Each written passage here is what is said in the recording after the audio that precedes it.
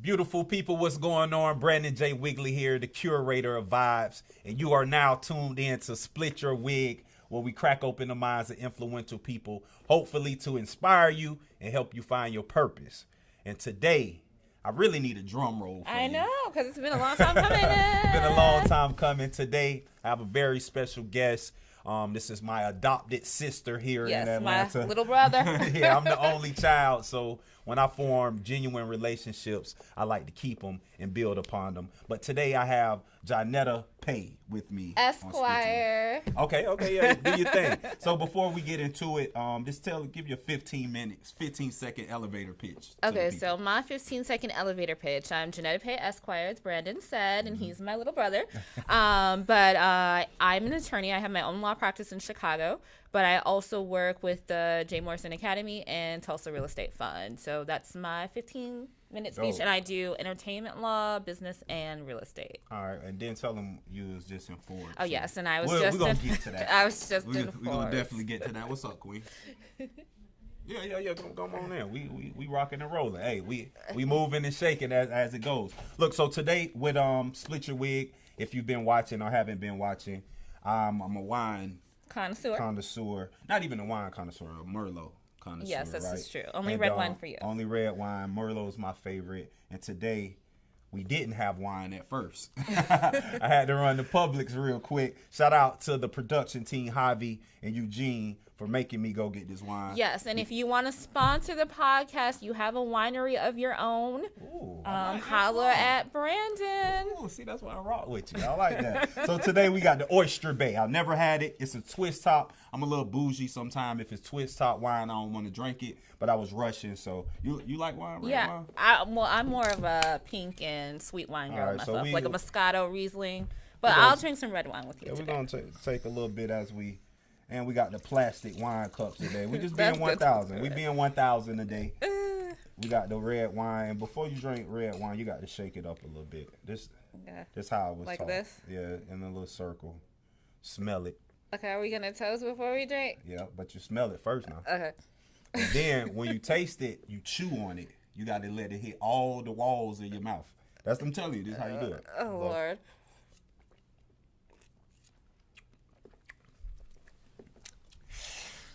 That's not that bad. No, it's not. Yeah, It's not. okay. Oyster Bay. Oyster Bay, I see you. All right, so let's get right into this thing. I like to start off with an icebreaker. Okay. Icebreaker question. And I don't really know this about you because I've known you for a while, but I feel like I don't know your music sense, right? Okay. So what's your favorite album of all time and why? My favorite album of all time? Mm-hmm. Oh, my God. That's like a really difficult question. I thought you were going to ask me what genre of music I Split Your WiGG. like. We're going to get that up out. You know what I mean? I really have to think about that. I don't know that I have like a favorite album of all time that I listen to like every track on. You don't? No, I don't. I can't. So who's say your that. favorite artist? I like R&B. So I like. Oh, well, actually, I take that back. I do have an album. So Tupac. Okay, which one? I would have to say. Oh my God, that's really difficult. Yeah. Because I have like all of them. Yeah. All Eyes on Me? I The do. double disc? Yeah, I do like that one. Okay, we're gonna go with that one. I'm gonna Okay. let you off the hook because you really ain't know, but we're gonna let my favorite album of all time. You know what? That is a tough question because my favorite artist. I was gonna say his greatest hits album That's cool too. because it has more like Yeah, that's but cool that too. was My just- favorite artist is T.I. okay. Rapper. T.I. is probably my favorite. Yeah, not even probably. He's my favorite rapper. His favorite album of mine is Trap Music. His second album. So what I say that's my favorite album of all time though? I like Off the Wall. Off the Wall. Okay. Michael Jackson. I know Yes, that's a cliche, that's a good one. But Michael Jackson, Off the Wall. Yeah, And I is think a that hard was the one question. that even had Liberian Girl on it. No, that was bad. Oh. Yeah, get your facts right. Come on now, that's Mike slander now, and she getting the albums mixed up. So it's November. And I should know because I'm a Liberian girl. It's but- all love. It's November 16th, 15, 16. Yeah. We just had a monumental election race, right? What's your In thoughts? Georgia or In Georgia, Florida, the Okay. whole nation. They said this was probably one of the biggest elections in history at the moment. I feel like they say that every time the election's coming. But we have Andrew Gillum in Florida. Me being from Florida, I had to represent. And then Stacey Abrams here in Georgia, African American queen, to be the first governor. Correct? And yep. So what's your thoughts? And Minnesota elected a Muslim Senate person, and I grew up in Minnesota, so shout out to that. So what's your thoughts on voting in general? Because it's a, in our community, it's a back and forth. Is you either don't believe in voting or you believe in voting and feel like it's all right, we have to vote. Because what I saw during this whole election, I voted, right? But I'm always a person where I feel like I understand both sides of pretty much every argument. So what I saw a lot of, the people that doesn't vote, they was bashing the people that does vote, and the people that don't vote, vice versa. So what's your thoughts? What side of the fence are I'm you on the voting side. I definitely think that people should vote because being an attorney, one of the things we study is the different branches of government and stuff.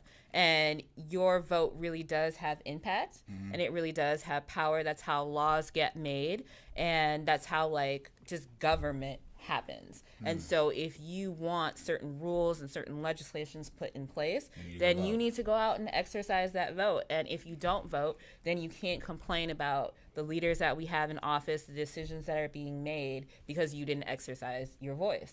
So you said, the segue to, I always want to ask somebody, do they believe, right? Do you believe that you're born with a certain talent or a certain career state already planted in your mind what you want to be? So you're an attorney. Do you believe when you were younger, did you believe that you would always be an attorney, or did it kind of? No, this is gonna sound real crazy. No, it's all good. Split Yo WiGG. But when I wanted to be an actress, okay. Honestly, I was going to be the next Whoopi Goldberg. Damn, I didn't know and my parents were like, because I'm African, and either you're a doctor, you're something like sensible, right? Yeah. And so my parents were like, no, you ain't about to do that. Yeah. And so I was like, science, I'm good at it. Math, not so much. Like, I had to take algebra twice. Yeah. It's all good. I was in college. They put me in algebra 101 or math 101, where you took the class and you didn't even get credit. Exactly, and that's why I had to take algebra twice, because the first time I didn't get credit, the second time I did. Facts. But so being a doctor was not going to happen for me. So I was like, okay, how can I use what I'm good at, reading and writing and communicating, to help people in the arts? Gotcha. And then I was like, okay, well, maybe I can be an entertainment lawyer. And so that idea came into play at 8. And then from 8 to graduating law school, passing the bar, I just did everything to hit that goal. So you found your passion at 8 years old? Yeah. Man, that's crazy. I feel, and I always tell people, the earlier you find it, the blessing that's totally a blessing. So you say you're African, correct? And your parents pushed doctor, lawyer, no actress shit. We're not with that. No, they were not so with that. Tell me about your upbringing. How was that? And was it strict? Did they give you freedom? Because it's a stereotype how Africans raise their kids. So this I want to hear about your upbringing. So I was born in West Africa, immigrated to the States when I was about 2.5, 3. And yes, my upbringing was very, very, very strict. I mean, I'm over 25. I'm not gonna say my exact age, but Split Yo WiGG. You got, hey, come on now. Somebody might be hearing this. But I'm over 25, and to this day, I am still fearful of my parents. When they call me and tell me I need to do something, I jump, because that's just the culture and that's just the environment that we were raised in. And we were raised to treat people with respect, respect your elders, all about that tight-knit family community. And so that was my upbringing in the African culture. But I think having those core values really helped, because becoming everything that I've become, becoming a lawyer, making it into Forbes, that was all because of the discipline and the hard work ethic that my parents cultivated in me at an early age. So what do you feel like that when they said, no, you can't be an actress? Do you feel like that placed fear in your heart? Or was it you know what, I just have to listen to my parents and just follow what they say? Or was it a more fearful? And I asked that because I have a friend, he's not African, he's Indian, from India. And he said his parent, he wanted to play basketball, but no, you got to be an engineer.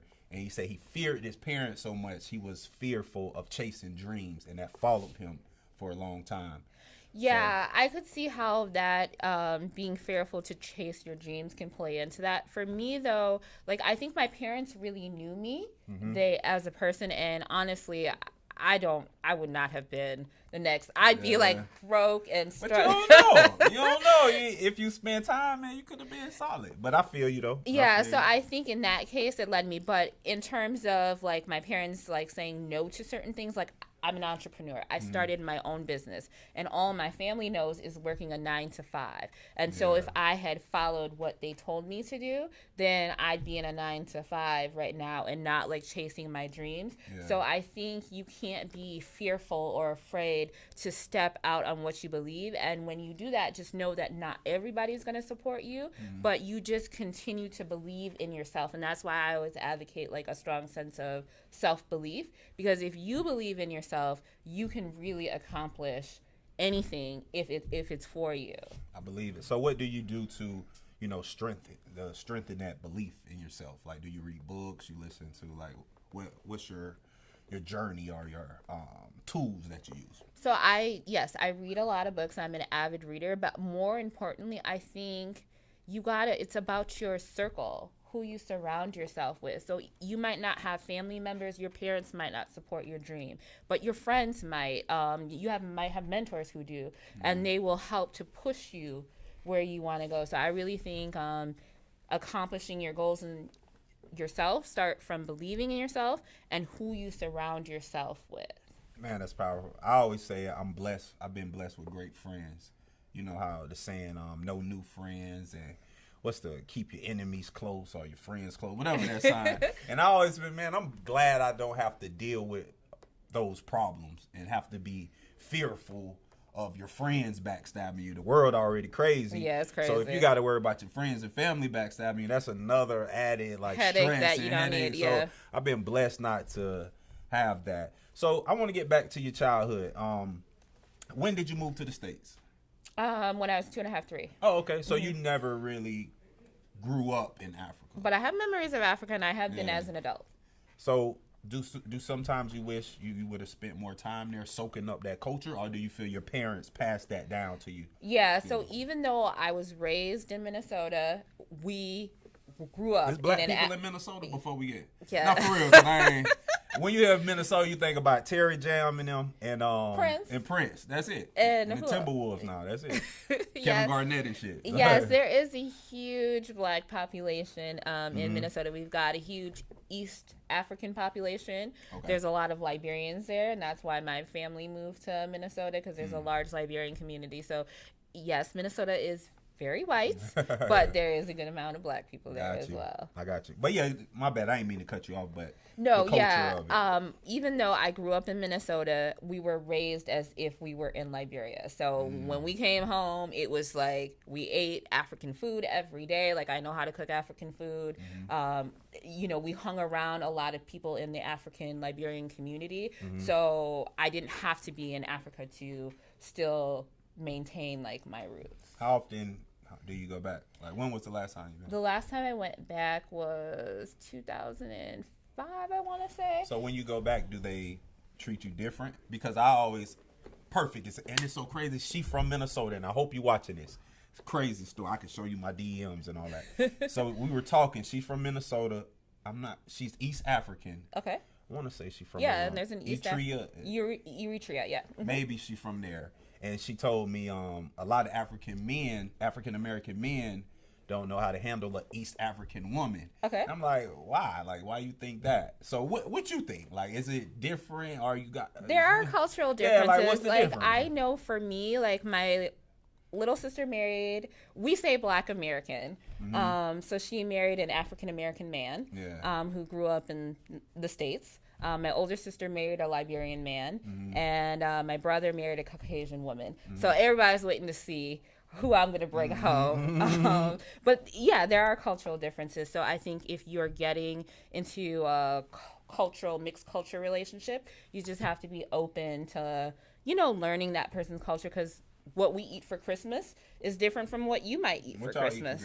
We eat fufu and rice. What's fufu? What's that, rice? I mean, well, no, for real, what that is? What is fufu? Fufu is like, you never been to an African restaurant? Yeah, but I ain't had fufu. You I had, had like, jollof fried rice and snapper. stuff? I had jollof rice. Okay. It's a West African restaurant by my house, and they have the snapper, jollof rice, and the lettuce. Okay. And that's what I eat. And the plum wine. Oh, the palm wine. Palm wine. Yeah. So what's fufu? What fufu is like, I don't know how to really. It's like a starch. And you swallow it, but I can't really I don't know what to compare it to that you would know. Yeah, I don't need. I tried though. You gonna have it for this Christmas? Nah. Where you gonna be at this Christmas? I'm home in Minnesota. Oh, okay, cool.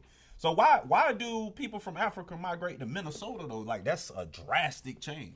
Yes. From warm weather to that. Extreme cold. Yeah, why Minnesota? Because Minnesota has a good immigration refugee policy. So that's why you have lots of Hmong people in Minnesota, lots of East Africans, lots of West Africans, because it's just a really good place for immigrants to come and find job opportunities, to be able to grow and acquire homes and put your kids in a good school system. And so that's why a lot of people from foreign countries migrate there. All right. Speaking of migrating, you're in Atlanta now. Yes. From by way of Chicago. Chi-Town was happening. I like Chi-Town too when I was there. Yeah, Chi-Town will always have my heart. So you went to college in Chi-Town? Yes. How long did you live there? Chicago made me. So I was West African born, but built in Chicago. And how long were you in Chicago? God. Well, did you go to high school in Chicago? No, I went to college and law school there. What college did you go to? DePaul University, okay. Blue Demons. Okay, cool. And then after college, how long did you stay? 4 years for law school, and then it was a long time. Yeah, over 10 years. Let's backtrack because let's speak about law school, right? I don't know too many lawyers, right? You probably one of three, maybe. So what's that journey like? Because when you think of law school, people think about how hard it is to get through the bar test or something like that. I know somebody, they say they failed it 7 times, but then they finally passed it and they're successful now. So what's that journey like for somebody that's watching right now and I want to be a lawyer, or I want to tell my child how to be a lawyer, whatever. What was that journey like? Right. So in this economy, I tell anybody, because I get lots of calls from people oh, I want to go to law school, I want to become a lawyer. In this economy, right as it stands today, if you want to be a lawyer, you really have to make sure that it's something you're passionate about and something you definitely want to do, because the money of being a lawyer is not what it used to be, and it's really expensive. So you're going to come out with a whole mortgage. And before, you used to get a job that, would allow you to pay this mortgage off, but it's just not, the legal profession is changing. So if that's your motivation for going to law school, you might want to rethink that. But yeah, if you are going because it's something you're passionate about, you really want to help people, then go ahead and make the investment. So that's my first thing. And then the journey to becoming a lawyer is really difficult. You have to take the LSATs to get in, but these days, schools are opening it up to other standardized exams, so you can take the GMATs and other different exams to get in the GRE. And then when you get into law school, it's a different way of thinking, because they really train you to be a critical thinker. And it's not a way that everybody is familiar with thinking. And then it's a lot of freaking reading. Oh my God. I had to read 60 cases in a day. So you learn to read fast. And then it's a lot of writing. And it's really super, super competitive, because you're in class, you're used to being the top of the heap, but you're in school with the everybody top. Yeah, and then you're competing to be in that 1%. And then when you get out, now you have to take the bar exam. And the bar exam is no joke. But for me, I was I'm only taking this shit one time. Yeah, and yes, one time, and that was it. But I didn't work for 3 months. And all I did every day from 6 in the morning to 11 o'clock at night was study every day until the bar exam. And then I took it and passed it. But I was scared to even look at my test scores. I was sleeping over at a friend's house, and it was like I think 3, 4 in the morning. I started getting text messages from people. I passed. I was like, oh my god. And then you didn't check yours. No, so I texted one of my friends who I was sleeping over at her house at the time, and I was like, can you log in and see if I passed? So she logged in for me, and she was like, you passed. And I was like, shut up. And she's like, no, really, you passed. And I was just so like overwhelmed because the bar exam is like 17 different subjects. So you're learning like shit you're not even going to practice when you like I had to study taxes and I don't even do like tax law, family law, like so it's like everything to say like you know enough law about these different areas to like advise somebody on it. So what was the first thing you did when you passed? Like who was that first person? I went back to bed. For real? after I told my mom, my dad, my siblings, because it was like 5 o'clock in the morning. I was like, okay, because I don't know what I was doing because you wait like 3 months to find out if you pass the bar exam. Yes. So I don't even know what I did afterwards. I just remember I went to bed because it was so early. And then the rest of the time, I don't even really know. How long after you passed the bar did you go into business for yourself? Immediately. So when I came out of law school and I passed the bar exam, it was in 2008. So at the height of a recession. And I thought I was going to get a job at a firm, and I applied to like several different firms, but you know I was in a competitive job market with people who had like 20 years of legal experience and they were getting laid off, so there was really like no jobs to like be had, and I was just like, if nobody's going to give me an opportunity, I'm going to create one for myself. So from October to December, I applied for jobs. Nothing happened. And I was working at Obama's office at the time. Oh, okay. And so this when he was a senator still? Or? And running to become president. Oh, okay. So I was in Grant Park when he became president because I worked in the Senate office and also at the campaign office. So after that, I was like, everybody I knew was going to D.C. to the White House to go work with Obama. But I didn't feel like D.C. was like really my path. What? That's my third favorite city. I love D.C. I love D.C. too, but I didn't think going to the White House with Obama was where I needed to be.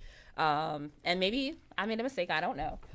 So January. Well, actually, no. I don't think I made a mistake. Looking back, I think I made the right decision. What you talking about? You know what I'm saying? Like, fuck all that. Respect the Obama though. You know? No, but I feel you. So then I started my own law practice January 1st, 2019. Dope. I mean 2009. 2009. Dope. So almost 10 years ago. That's love. So did you always have that entrepreneur spirit in you? Yeah. Because I started a cleaning business when I was like 11 or 9. Like cleaning houses? Cleaning houses for old people. That was my first The elderly, not old. Yes, for the elderly. Just like how you can't say for midget, senior citizens. You got to say little people. For senior citizens, I was cleaning their homes. So that was my first business. Dope. Yeah. So now what's next on your plate? What's next on the agenda? See, this is something like I struggle with, like, because when you're like a driven person, you're always moving towards the next goal. And for me, like, I've always had like, I accomplished one goal: graduate from college, graduate from law school, pass the bar exam. Yeah. So I've always had goals, but this is like the first time in my life where I'm just like, I'm not really sure. Looking for that clarity. Yeah. What you passionate about? You know, like what brings you? What would you do for free? I'm passionate about people. I'm passionate about helping people, and I would definitely do that for free. But I do that as a lawyer, so I don't know. But somebody was telling me maybe it's time. This space in life, it's time for me to focus on my personal because I've done so much on the professional side. Somebody was saying maybe this is time for me. That's to focus big on because that's what Devin and I was kind of talking about today. Shout out to Devin, Black Men Smile. And even CEO Maddie, he always says personal development before business development, and just really gaining that clarity and self-awareness about yourself. And I think for the first time in my life, I would say I do. I got clarity. I know what I'm good at. I know what I'm not good at, and I know what I want to do, and I know I want to stand firm on what I want to do. And I know it's clear because I continue to get signs.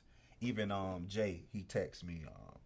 That day we had a meeting, and then you even told me, "Oh, tell Jay that's not what you want to do or whatever." And then we had the meeting, and I told him like, "Bro, whatever, I don't want to do it." And he texted me later. I hope you don't mind me telling the story, Jay, but he texted me later, "Man, I'm proud of you and your growth, because I feel like I've been so selfless Yes, you for have the been. past 4 or 5 years. I stopped a lot of stuff I was doing, and I was just giving, jabbing, and come with the right hook. Now I feel like it's time for me to get my right hook. Yeah. And I gained clarity through that way. So what's next for Brandon WiGG? what's next for me? The show not about me. It's about you. But even Eugene, you know what? I love Eugene because even EJ as well. EJ texts me. I've been blessed with great people. Like I rarely get in drama like on some real. I think it's what I give out and I get back because I can be difficult to hang around. I know that. Mm-hmm. But EJ texts me and was like, start walking into your purpose and into your lane of the curator of vibes. Like and you did that last Friday, and I was really proud to see you own that moment. And even when you hosted the TED Talk, I was like, yeah, Brandon is really like stepping into his own. And you're gonna host my event. Oh yeah, we hosting that. I'm hosting the event in Orlando. I got booked to do that. That's like my first out of town event. I'm doing that next Saturday. But Eugene. And did they come with the paper? Well, nah, they ain't come with the paper. I don't care right now. Okay. I told my mom that she asked me that same thing. They paying you? I was like, no, I ain't asked for it because I just want to get practice. And that's something I think is important for people to know. So when I first started working for J. Morrison Academy, I volunteered my time. I'm a lawyer. I have paying clients, but I saw an opportunity. And so sometimes in order to get what you want or to create a lane for yourself, you do have to. Got to. Yeah, so it's big. And get back to the Eugene story. A reason I like Eugene a lot because he always and I ain't trying that's to my say, best friend. Yeah, that's your best friend. And I hate to sound all emotional because I'm an educated thug. So no, but Eugene always since day one showed me love, and he always tell me to tell people what I do. I always put the spotlight on other people, right? And he always tell me no, like tell people your curator vibe, tell people your name, what you do, spread love, good music. Remember that? Yeah. So I always respect that because I forget because I'm so much of. I feel like I'm humble and I'm not humble at the same time. But I always like if my goal, my vision is to be. I don't like to say the next person, but just to give a context, like that next Arsenio Hall. I just want to interview the dope people, like I'm doing now. You're a dope individual, and by interviewing the dope people, that makes me dope. Yeah, it makes you dope. Yeah. So next for me is hosting more events, and really building and spread love and good music. Really telling the story and the mission behind it, and building that apparel line. I love fashion. So right now it's just t-shirt based, but I want to, speaking with Devin today, even just Devon, really build a apparel line behind it past the t-shirts. So now we working on some new designs and stuff that we're going to roll out. And more podcasts. More podcasts. And I'm not going to say your name, but I'm getting more consistent, brother. You're going to see me. I ain't going to say your name. Much love to you. Yeah, just more podcasts and being more consistent with what I do. I like a lot of things, and I feel like I'm good at a lot of things, so sometimes I do too much. So now I'm eliminating a lot of stuff and just focusing on the ones things that you really want. Yeah. I think I can handle 3 things. So right now I'm focused on day trading, spread love and good music, and my personal brand in JMA. So that's 4. Okay. So, and this segment, before we wrap it up, this is not a long podcast. I know people attention span short. And I thought you were gonna ask me legal questions. I didn't know I was coming on here to talk all about vibing. me. No, we just vibing. We can get to the legal stuff later. That's why I always wanted this podcast because a lot of podcasts about entrepreneurship and business advice and stuff. But that's why I like this. Like I call it Split Yo WiGG to get to know you and your story.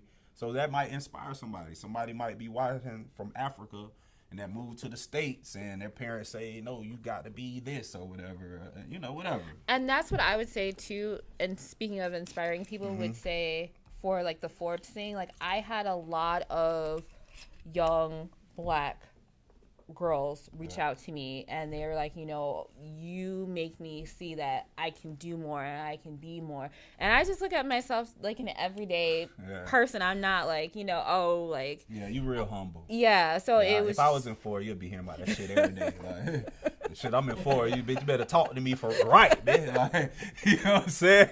I'm on another level now. Like, that's how I would be, but I feel you.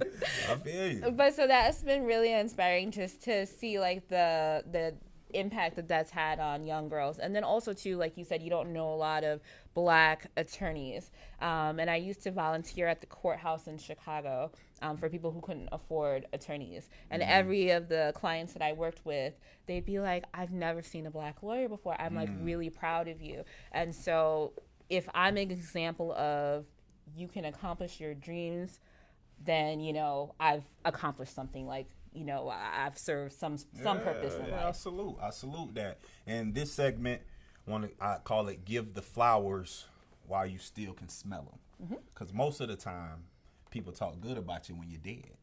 Tupac and somebody just said Aaliyah. I read an article that he was like, Aaliyah's only big because she died. She wasn't getting all whatever it said. But I want to give you your flowers while you can still smell them, and let you know I appreciate you. And I appreciate you too. Always encouraging, always willing to talk and discuss.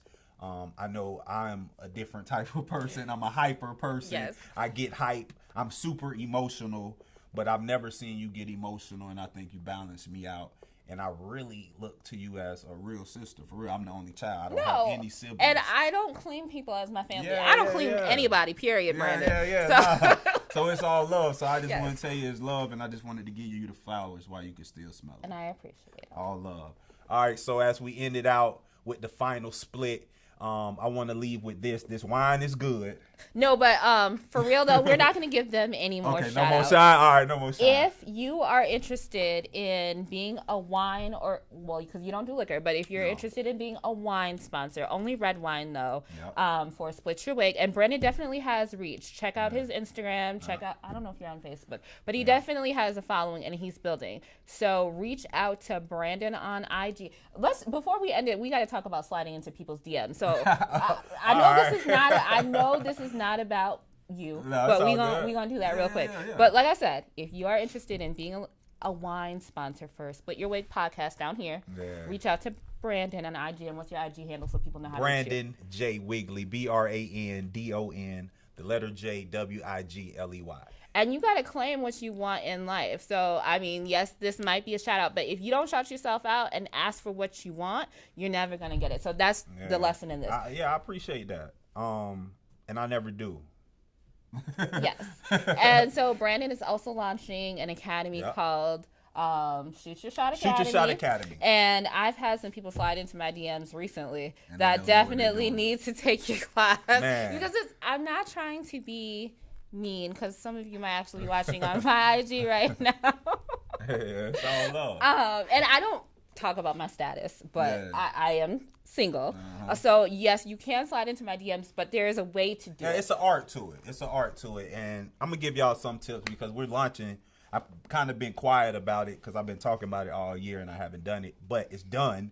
Like I have the website done, I have the course textbook done, and I shot all the videos. So we're my partner and I thinking about launching it in December. And sliding in the DM, it's an art to it, you know. Like I always tell people, I've never been the most handsome guy in the world, right? Like I feel like I'm low key ugly a little bit. I feel like, no real talk. I low key look funny a little bit when you look at me. But I've always got anybody I wanted because it's an approach, it's an art to not even. I like approaching somebody in person better, but now we live in this digital age. So before you slide in the DM, I'm gonna give y'all one piece of advice. How should they slide in your sister's DM? How you slide? You have to you just don't jump in the DM without engaging in that person in your DM community. I like to say you have to really get to know that person, what they like, have small mini conversations in their comment section. Really feel them out first before you just jump in there. Cause I see that a lot. I have a lot of homegirls. I got a lot of cousins. I got 7 aunties and 1 uncle on my mama's side. So I've been around women all my life. So and I'm the only child. So I know how to what women like to a certain extent. And women like to be heard and listened to. Right? So. And you're good about the gestures because you've even just given every woman in the office roses on Valentine's Day. Keep plugging me. But I say that to say, my mom always tell me a woman gonna tell you everything she like on the first date because women talk a lot, right? And the same thing on social media. I'm the reverse. I'm not gonna talk a lot. No, I'm gonna vibe you out. That's cool. But before jumping in the DM, just engage on their platform and their community. That's what I would say. So if you see a young lady and she's talking about music, the Nas album, so you might jump in her comments, oh, what's your favorite song? And then you kind of find that common place with that person, and then you do that for a while, and then you can slide in the DM and with a message. But I ain't gonna give y'all too much because we dropping next month, and it's a price to it. You got to pay for this, but you got to be ethical with these lessons I'm giving you. Like, you got to promise me that because the shit work, and I don't want you using it for harm. So who have you gotten by sliding in somebody's DM? Shit, man. I can't be giving all. I can't be telling all it right now. Like, this shit still fresh and new out there in these streets, so I don't want to, you know what I'm saying? I can't be doing that. I slowed down with the DM sliding, though. I feel at this point in my life, although I do want love and I want to grow, have a family, I think I'm still selfish. Okay. Meaning, I think about myself first. I think about how I can grow Split Yo WiGG, spread love. But I also know, like Jay said, you know, we find that partner in crime that you can do that with. So, I don't know. I'm confused when it comes to love. I don't got the answers. Yeah, I don't have the answers either. To be honest, it'll jump on me one day. Shit, it'll definitely jump on me. But before we wrap this thing up, I want to do this final split. I appreciate you for plugging me and shit too. God, I like that. This final split, what I learned today from JP, I call it JP, is to always persevere. You know, even in the beginning, your family might not want you to do something, but then you go an opposite direction and then you go hard in what you're passionate about and what you want to do. She had a great job with Obama, turned that down to go to DC, stayed in Chicago, opened up your own firm, was getting no's, couldn't find a job, so it was the Jay-Z approach. I'm gonna start Rockefeller when I couldn't get a deal. So always go persevere. Now you in Atlanta, and you at a point in your life where you just been in Forbes, and now you still learning and growing. Still growing, yeah. So you always gonna learn and grow. Don't think, I always hear people, oh, I'm 30, I don't have kids yet, I'm not married, or it's like, it don't matter. Well, I have those conversations you do? elsewhere. Nah, fuck that. Nah, forget all that. It's still always opportunity to learn and grow no matter your age. And that Split Yo WiGG episode, I don't even remember. We'll put it at the bottom. But appreciate y'all for listening, and we out. And thanks for having me on. One love.